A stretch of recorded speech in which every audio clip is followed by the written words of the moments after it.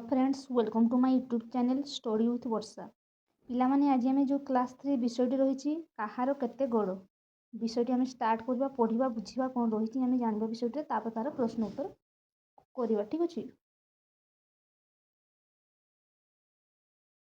बणर पाठशाला चली थाए बाघ गुरुजी हो पाठ पढ़ाऊ थाए।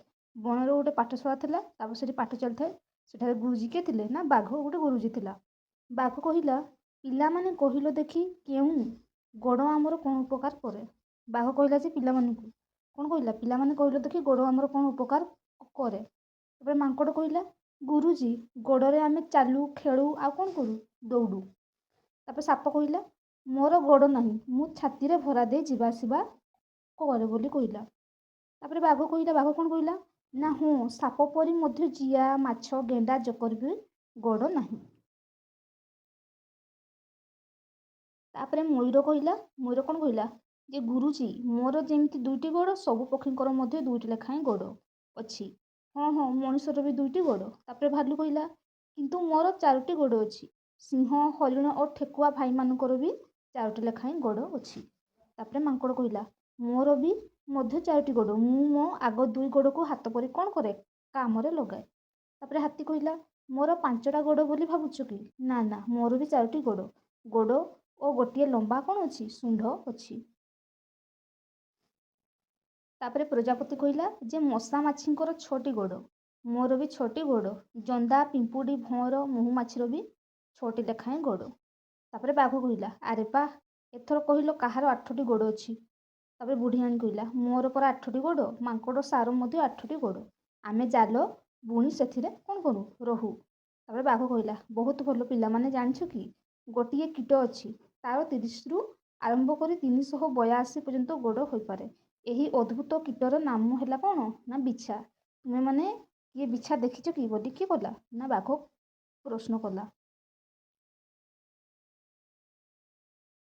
तापर काऊ कहला कौन कहला हाँ मु देखिछि से प्राय अंधारुआ है आउ ओदा जगार रुहे गछर जाल भितर आउ ओदा घास पत्र रहे।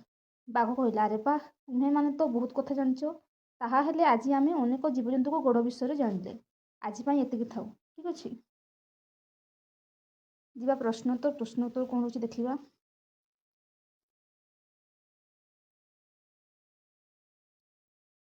कौन दिखाई 2 नंबर प्रश्नर ठीक अच्छे। 2 नंबर प्रश्न दिखाई जे बन रोथुवा 3टी लेखाएं पशु पक्षी नाम कठरे लेख। ये पशु नाम कहुई आउ ये पक्षी नाम कहुई। पशु किए किए जमती बन में रुहति बाघ तापर है भालू तापर हाथी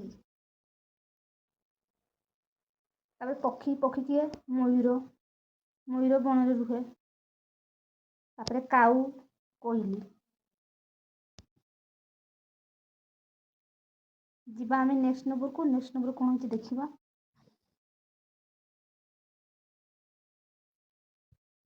3 नंबर प्रश्न कौन दिखाई ना गोड़ संख्या अनुसार सारणी पूरण कर ठीक अच्छे। ये गोड़ नथिबा प्राणी देखा किए किए गोड़ न थाए कहार साप है माछ जिया गेंडा लिखा से गुड़ा। तापर दिखाई 2टी गोड़ कहार कहार मनुष्य 2टी गोड़ मयूर तापर शुआ ये सब लिखा। तापर 4टी गोड़ कहार 4टी गोड़ भालू है सिंह हरिण ठेकुआ। तापर दिखाई 6टी गोड़ कहार मशा माछी जंदा प्रजापति एगुड़ा सब। तापर रहा 8टी गोड़ जमती कंकड़ा है बिछा है। तापर 10टी गोड़ कहार जमती कंकड़ा चिंगुड़ी झिंक लबस्टर एगुड़ा सब था। जीवा नेक्स्ट नंबर कौन दिया देखा। तापर दिया प्रश्न आमे पादर जत्न किपरि नेबा जेपरि नियमित नख काटिबा तापर नियमित गाधोइबा।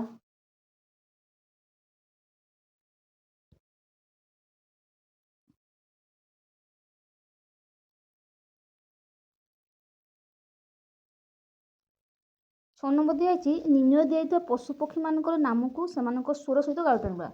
गाई केमती करे गाई हूँ हमा हमा करे छेली मे मे करे कोइली कुहू कुहू काऊ କିପରି କରେ କା କା, ତାପରେ କୁକୁଡ଼ା କୁକୁ, ଡୁଡୁଡୁ କୁକୁଡୁ, ଏମିତି କରେ ନା ନାହିଁ?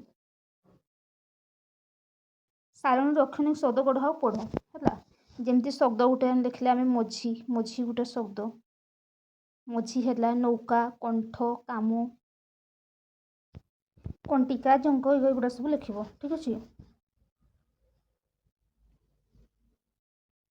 ଦିଆଯାଇଛି ଯେ ଦୁଇ କଣ୍ଠର ମେଳ ଖାଉଥିବା ଶବ୍ଦକୁ ନେଇ ବାକ୍ୟ ଗଠନ କର। ଯେପରି ସେ ଗୋଟେ ଦେଇଛି ଗଛ ଡାଳରେ କାଉଟିଏ ରାବୁଛି, ସେମିତି ଲେଖିବା।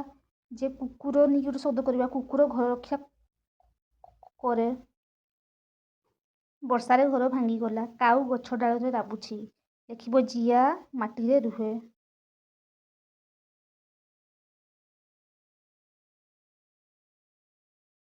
ଯିବା ନେକ୍ସଟ ନମ୍ବରକୁ। ନେକ୍ସଟ ନମ୍ବର କ'ଣ ଦିଆଯାଇଛି ଦେଖିବା।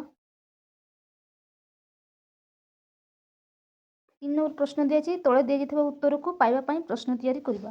ସେ ଉତ୍ତର ଦେଇଛି ଯେ ଜିଆ ଖାଦ୍ୟ ଖୋଜିବାକୁ ବାହାରିଲା। ତ ପ୍ରଶ୍ନ କ'ଣ ହବ? ଜିଆ କ'ଣ ଖୋଜିବାକୁ ବାହାରିଲା? ଲେଖିବା। ଲେଖିବ ଜିଆ କ'ଣ ଖୋଜିବାକୁ ବାହାରିଲା। ତାପରେ ଲେଖିବ କୁକୁରର 4ଟି ଗୋଡ଼। ତ ପ୍ରଶ୍ନ କ'ଣ ହବ? କୁକୁରର କେତୋଟି ଗୋଡ଼? ତାପରେ ଲେଖିବ ପିମ୍ପୁଡ଼ିର ସାଙ୍ଗ ବିଛା ଥିଲା। ତ ପ୍ରଶ୍ନ କି ହବ? ପିମ୍ପୁଡ଼ିର ସାଙ୍ଗରେ କିଏ ଥିଲା? ଠିକ୍ ଅଛି। 4 ନମ୍ବର ଯିବା। 4 ନମ୍ବର କ'ଣ ଦିଆଯାଇଛି ଦେଖିବା। କୁହାଯାଇଛି ସୂତ୍ର ଲିଖନ ଶିକ୍ଷକ ଦୋଷଟି ସୂତ୍ରଟା କେବେ ଲେଖିଦେଉଛି ସୂତ୍ର।